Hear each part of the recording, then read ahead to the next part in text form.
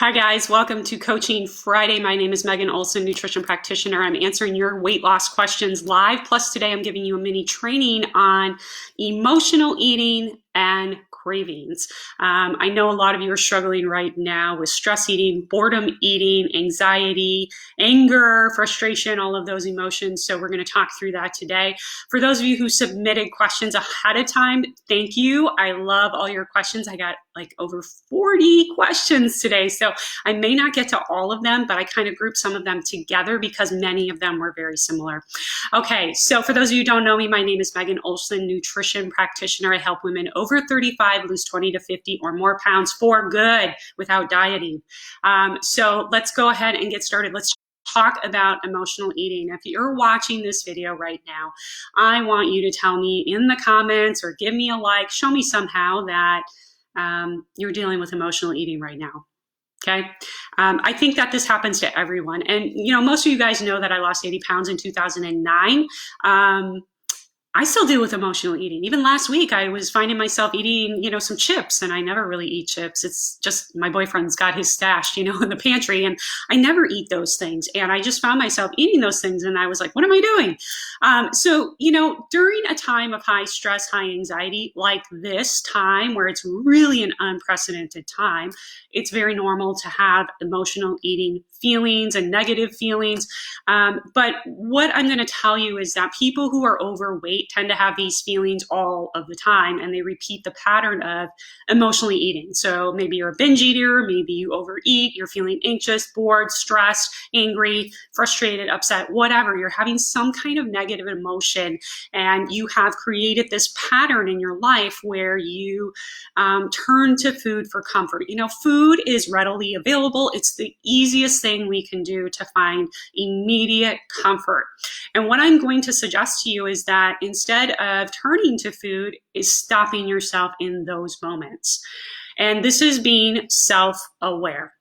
And what I'm going to tell you is that the majority of people out there are not self-aware. They're not paying attention to how they feel. They want to numb their feelings. They want to escape their feelings. They want to check out of their feelings. It's very common for women over 35 who are overweight to be holding on to something, some type of feeling, some type of trauma. Your weight is a reflection of more than just bad dietary practices. There's more going on. There's negative emotions behind all of that is causing you to turn to food. And sometimes it's just the stopping and saying, what am I doing? Like I did last week. What am I doing? Why am I eating these chips? Oh, I'm feeling really stressed out because this is going on. Maybe I should call a friend. Maybe I should text a friend instead of eating the chips, because the chips are just going to make me feel guilty. They're going to not make me feel really proud about the choices that I made today. So I'm going to call a friend, or I'm going to ask my boyfriend for a hug. It's really hard for us to deal with our emotions. And I think that this is something that everyone struggles with. So if you're struggling with it, just know that you're not alone. We as humans eat to reward ourselves when we're happy, when we're bored, when we're nervous, maybe, to comfort ourselves, to celebrate something. I mean, there's so much food out there, and it's really part of our culture, right? So the number one tip that I have for you is to, one, stop yourself in those moments. You're reaching for the chocolate, you're reaching for the sugar, you're reaching for the chips, whatever it is, stop. Figure out what's really going on. Do that self-check-in. Remember, I said that most people are not self-aware, and that becomes from practice. That comes from stopping and saying, what's really going on with me right now? I work with my clients on some really simple strategies to be used when they have those emotional urges to eat. And it's really that you stopping and asking yourself, what's going on? How am I feeling? And then checking in and saying, on a scale of 1 to 10, am I physically hungry? Is my stomach really growling right here? No. If it's not, and you're saying, I'm only about a 1 or 2, then no, you're not really physically hungry, right? And then mentally, saying to yourself, okay, on that same scale of 1 to 10, is my physical hunger greater than my emotional hunger? Am I more emotionally hungry? Stopping yourself and asking yourself those questions is enough to distract your brain from really wanting the food. And it's going to help you become more self-aware, because what you're going to notice is a pattern. Every time you feel anxiety, stress, boredom, whatever it is for you, you're going to notice that you have this pattern that you have created where you tend to overeat. And that's where the cravings come from, right? We're emotionally eating, and then suddenly our brains get addicted to the food, and then we have created this pattern. Every time we feel negative, our brain gets that dopamine release from us eating things that are highly palatable, like chips and sugar and pizza, all of those things, right? So check in, ask yourself what's going on, rate yourself on a scale of 1 to 10. Am I physically hungry? Am I mentally hungry? What's really going on? And then number 2, choose a healthier option. Trust me, having the desire to never emotionally eat and stopping all urges is probably not something that's realistic for most people, especially in a time like this, right? So, if you are somebody who is just starting out, or even if you're in the middle of your journey of losing weight and you're struggling, emotional eating is always going to be something that you're going to have to deal with, even after you lose weight. I just said earlier that, I lost 80 pounds in 2009 and I was struggling with a bag of chips last week. It still happens after you lose the weight. So this is something that is constant. It is something that you have to deal with, right? So thinking about what's a healthier alternative. For me, my healthier alternative is celery sticks. I always have a bunch of vegetables pre-cut up in my refrigerator all of the time. And whenever I feel like eating a potato chip or eating some sugar, I say to myself, okay, am I physically hungry or am I emotionally hungry? Okay, I'm emotionally hungry. I'm feeling really anxious, but I'm kind of sort of hungry too. I probably need to eat some food. So I'll just eat the celery sticks. So it could also be a cup of tea. It could be a cup of coffee. It could be a sparkling water. It could be a piece of fruit. But choosing that healthier option over the highly palatable food is definitely something that's going to help you feel proud, get rid of that guilt, and not make you feel like you're so out of control, right? The second thing is, give yourself comfort in a healthy way. Emotional eating is always the result of a negative emotion that we're trying to not experience, not feel. So go back to that first step that I said, where you pause and you check in and say, what's really going on? Am I physically hungry or am I emotionally hungry? And figure out what the true issue is. For example, if you're feeling lonely, text a friend, call a friend, schedule a Zoom call with a friend. Just the other day, I called my mom because I was like, I'm just feeling really lonely being stuck at home all day and not being able to go outside and see my friends and go to the gym and do all the things that I'm used to doing. So I just called my mom, and it really helped me, feel less lonely and just more comforted. So if you're seeking comfort or feeling a lack of care, or you're just feeling like stressed out during this time, take a bath, paint your nails, right? Paint the bedroom, go outside for a walk, do all of those other things that are just as comforting, but don't result with the guilt that comes with eating foods that don't necessarily serve your health and your weight loss goals, okay? Next thing is knowing your triggers, okay? You have to set yourself up for success. If you want to lose weight, then there should be no junk food in the house. If you know that there's a particular food like chocolate, like banana bread, or whatever it is, you shouldn't be baking it. It shouldn't be in the house. It should be out of your environment. Okay?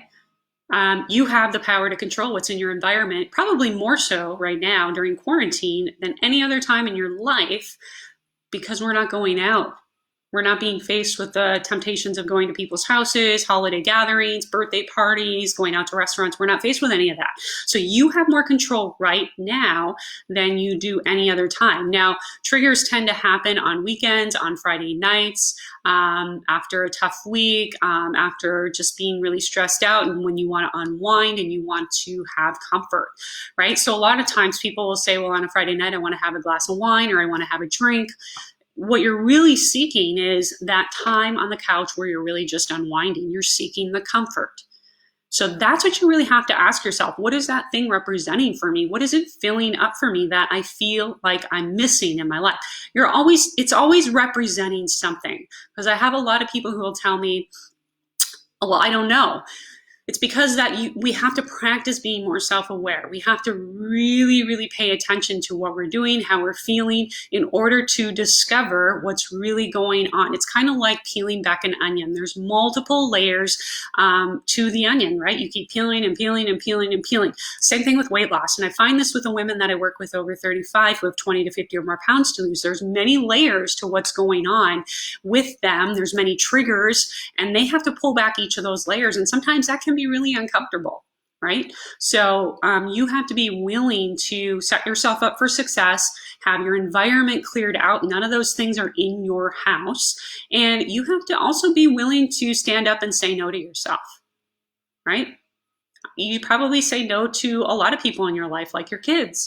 Why can't you say no to yourself, right? That's a good question.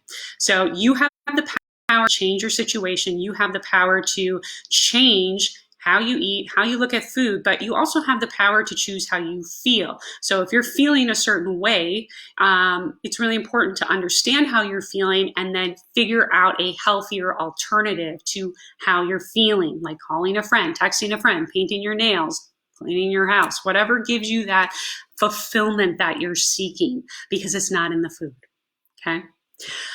So let's talk briefly about cravings, okay? I know a lot of you guys are emotionally eating and you're feeling that pull to sugar, to chips, highly palatable foods that you feel like you can eat forever. Number one, if you're watching this, I want you to tell me right now what kind of cravings you have, okay?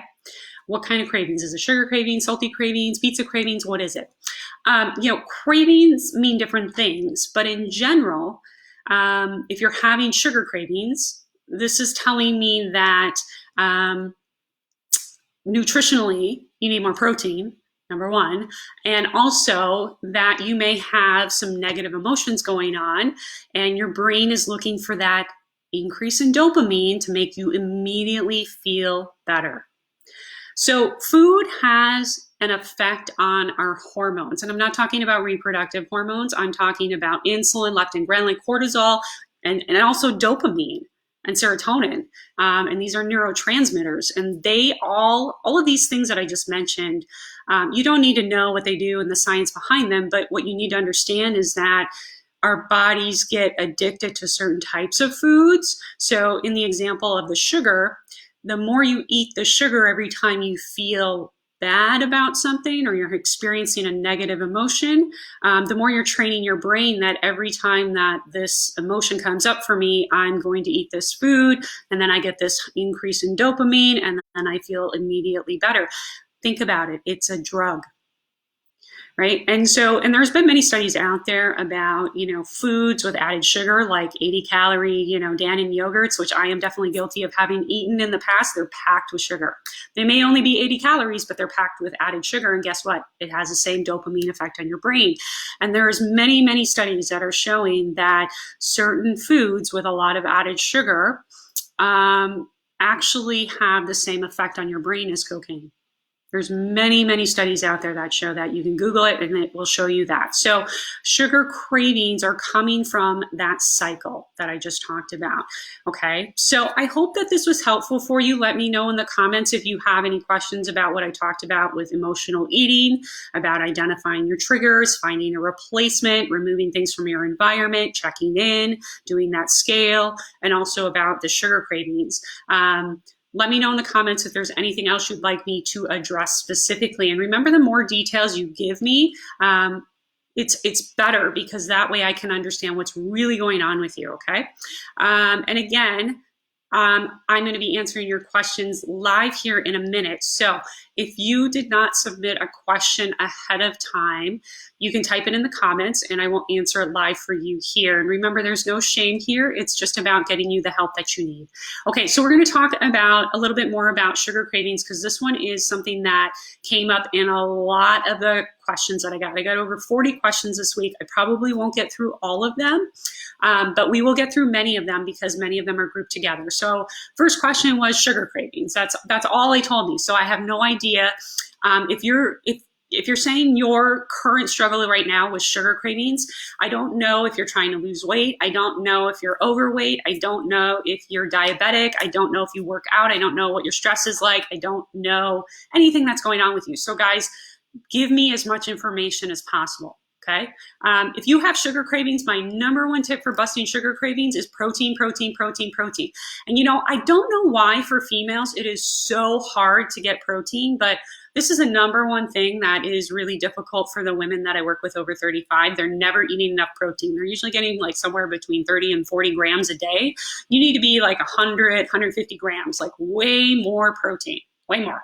And even if you're still experiencing sugar cravings with the protein, there's probably other things nutritionally that need to be balanced, or you're working out too much, you're not eating enough food, or you're emotionally eating, or you're too stressed, or you're not sleeping enough. So all of those things can play into your sugar cravings. Let me grab a drink of water real quick. Okay, so next question says not eating correctly and no motivation. So first of all is, what is your purpose? Why do you want to eat correctly, right? What is your purpose? Why do you want motivation? Why do you want to eat correctly? Most women will tell me to lose weight. And I'm going to tell you this. It's not about losing weight. If you're somebody who says to yourself, I just want to lose weight, I want you to tell me right now, how do you want to feel? Because weight loss is not about losing the weight. It's about how you want to feel. If you're overweight, I'm going to guess that you don't feel very good about yourself. You feel fat, you feel bloated, you feel uncomfortable, you feel embarrassed. When you look at yourself in a mirror, when you look at yourself in a picture with other people, how does it make you feel? And what about those feelings do you want to change? So when you lose weight, how do you want to feel? You want to feel strong, you want to feel confident, you want to feel great. That's your key to your motivation. It's not willpower. It's not, I just want to see the pounds on the scale go down. It's how do I want to feel? And you really have to dive into that. And the first step with that is really sitting down and being honest with yourself and saying, what stories and words do I say to myself when I see myself in a picture or I see myself in a mirror? What do I say to myself? What are those words? And what am I no longer willing to say to myself? What am I willing to throw out there because I deserve to feel good? I deserve to feel confident and beautiful and amazing and to have everything I want. Watch me go get it, right? It's not about losing weight. If you don't have motivation, it means you haven't tapped into that, how you want to feel. So get into that. So many of us are avoiding our feelings. Go after your feelings. Figure out what you're really feeling. It's okay to feel. It's part of the human experience, okay? And again, if you're watching this and you have a question, feel free to drop it in the comments, or if this is your question that I'm answering, give me more information so I know, the details behind what's going on. Next question says, stress eating and snacking. I'm eating although I'm not hungry, almost like it's a hobby or something. Good grief. Can't seem to curb or stop this. Being at home all the time is extremely stressful. Yeah, I know. So this goes back to what I talked about earlier. Number one, checking in. Am I physically hungry on that scale of 1 to 10? Am I emotionally hungry on that scale of 1 to 10? How am I feeling? What's triggering me right now? And what am I really seeking? And how can I replace that? Can I replace that with some celery sticks and a phone call to my mom, or a text to a friend, or a hug from my loved one that's living at home with me? What can I do? And then the last thing is removing the food from the house. If you're stress eating and snacking, it's not serving you. Get it out of the house. It shouldn't be there. Okay, next question. This one is again about sugar cravings. So we talked about sugar cravings already.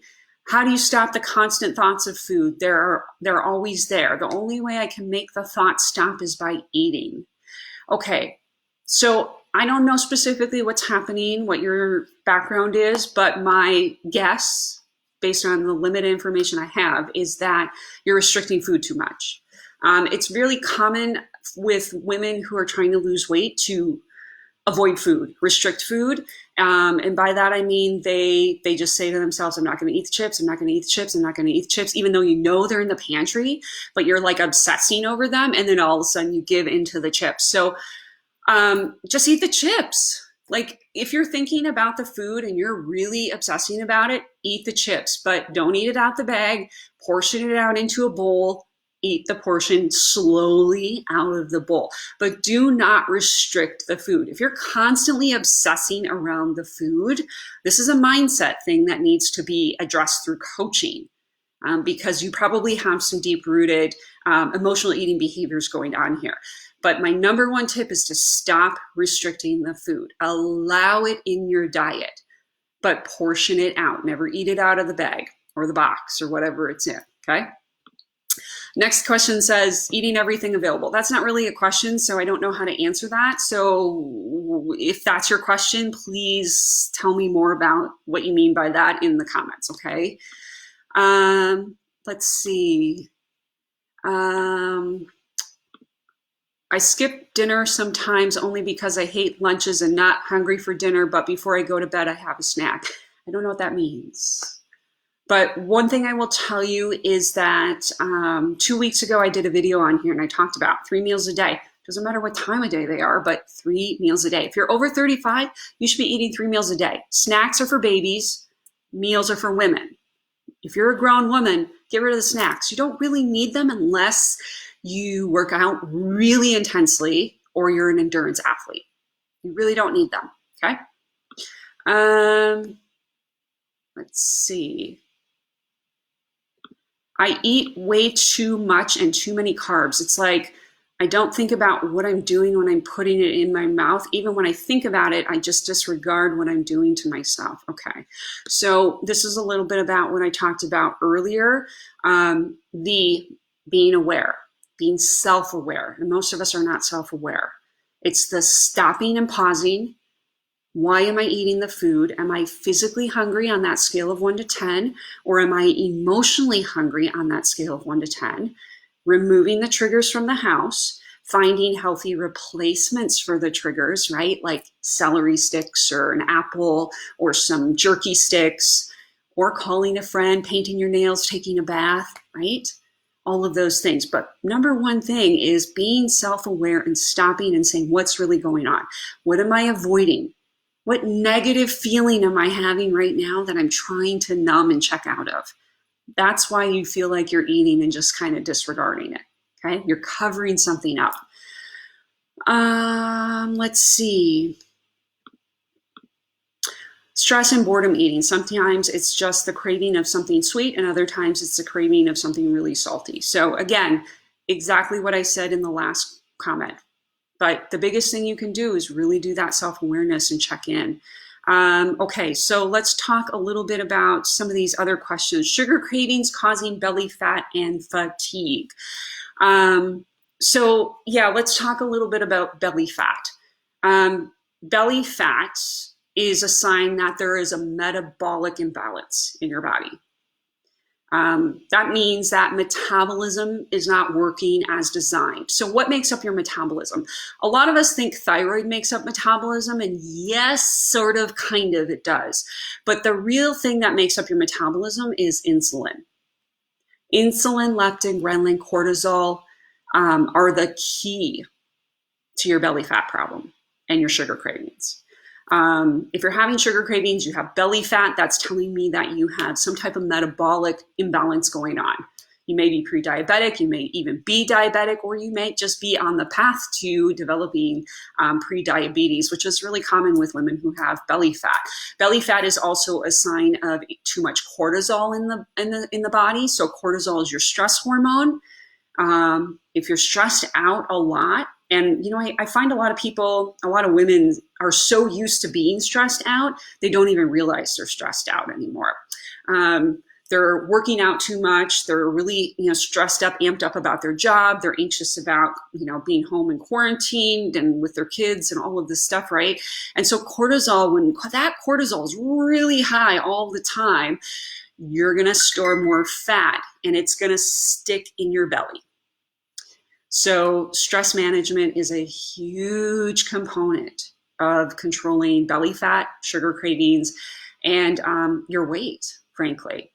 And cortisol is important because of how it impacts insulin. Cortisol is going to increase insulin, so you're going to have increased hunger, you're going to have increased cravings, and it's just a vicious cycle. So getting the stress under control, sleeping well enough, maybe not exercising if you're already exercising way too much, and just going for some nice walks, doing some yoga, meditation, those kind of things are really going to help.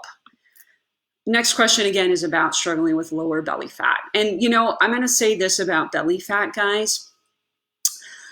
After you turn 35, if you're a female after 35, what happens is your hormones, your reproductive hormones start to decline and your muscle mass starts to decline. So your metabolism slows down because you have less muscle mass.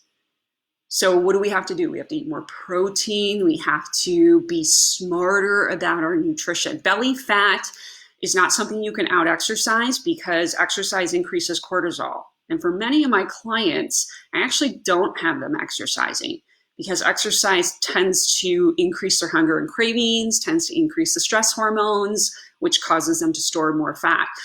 So walking, lowering the stress, meditating, calming down, being really deliberate, and getting your diet under control. Diet is king when it comes to belly fat and losing weight.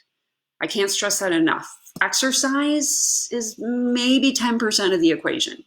But for most women over 35, exercise is much less important. It's all about the diet. I mean, I think back to when I was in my 20s, guys, and I could just eat something and get away with it. I can't do it anymore. And it's because estrogen gets lower and lower and lower after 35. So the reality is, and we all just have to come to terms with this as females, is that we have to be eating differently after 35. And we have to be living our lives more calmly with less stress and really paying attention to how we work out and how we sleep. That's what's going to really get the belly fat going away, is the diet and the nutrition getting in check and getting the lifestyle in check. Those things, okay? If you have more questions about the belly fat, just put them in the comments and I'll read through the comments here after I get through this last question. So I have one more question here. It says, Hashimoto's with strong sugar cravings. Is low carb the best way to conquer the cravings? No. Mm-mm. So I have Hashimoto's disease, and many of my clients do too. They have hypothyroidism or Hashimoto's or Graves, okay? So no, we do not go low carb when we have Hashimoto's or hypothyroidism. We don't go low carb either when we're trying to lose weight. And here's the reason why. Specifically, when you have Hashimoto's or hypothyroidism, you need carbs for your body to convert inactive thyroid hormone to active thyroid hormone. So you may notice if you're doing paleo or keto or some type of low carb diet and you have Hashimoto's, that you don't have a lot of energy. You feel pretty fatigued all the time. It's because you're not eating enough carbs. You have to remember that food is a tool for your body to do its job.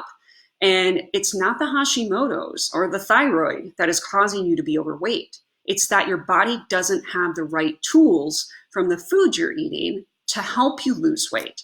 So when you have Hashimoto's and you've got strong sugar cravings, it's because you're not eating enough carbs. You need to be eating more carbs. And I actually talked about, carbs and cravings in last week's Coaching Friday. So you can go back and watch that Coaching Friday. But, what's important is being carb responsible and eating the right carbs, like high fiber carbs, lots of vegetable carbs. Those are the carbs that we really, really need to flood our bodies with in order to promote weight loss, in order to promote that great energy and get rid of that fatigue with Hashimoto's. But you never want to go low carb with Hashimoto's, 100%. You're going to feel horrible doing that. Okay, so let's look at the questions. Again, if you're watching this video, I just want to say one thing before I get to the questions and comments that you guys have here. But if you're watching this video and you're struggling, I want you to know that you don't have to come out of quarantine gaining 15, 20 pounds. Most of my clients right now, 98% of them, I think there's probably one who's probably vanished because she's sick and we're not sure if she has coronavirus, but all of my clients are losing weight right now. And it's because up here is working. And they're able to choose the right foods because everything up here works. They know what to do. Their mindset is so strong. They know how to check in and be self-aware.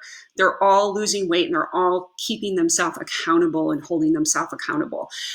So you don't have to be one of these people that ends up 15 pounds up after this quarantine is over.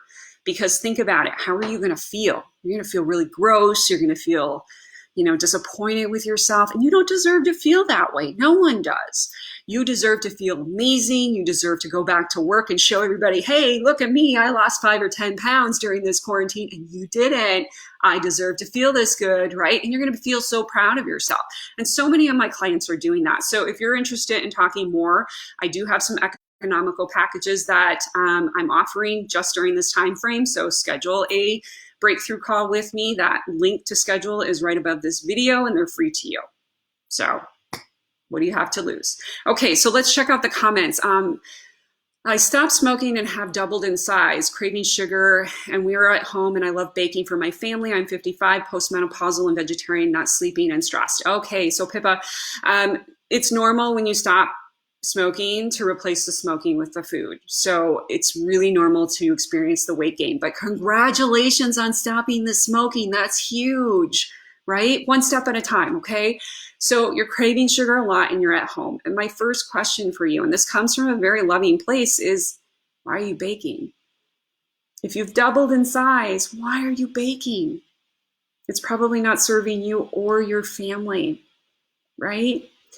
So this is what I meant by earlier. If you're feeling stressed, if you're feeling anxious and you're at home and you're, eating a bunch of food, keep it out of your environment. And it also means that you shouldn't be baking it either, right? It shouldn't be there because it's not serving you. And the real question you have to ask yourself, Pippa, is what am I trying to cover up with baking and eating these kinds of foods? What do I need more of that I'm really missing in my life? You probably need more comfort. You probably need more soothing, more self-care, right? Just the other day, I bought a bunch of new makeup and new skincare and a couple things for the bath just to make me feel good. So, do some of those things that are going to make you feel good, but not set you up to self-sabotage. Because when you're baking for your family, you're probably going to eat it, right? So keep it out of the house.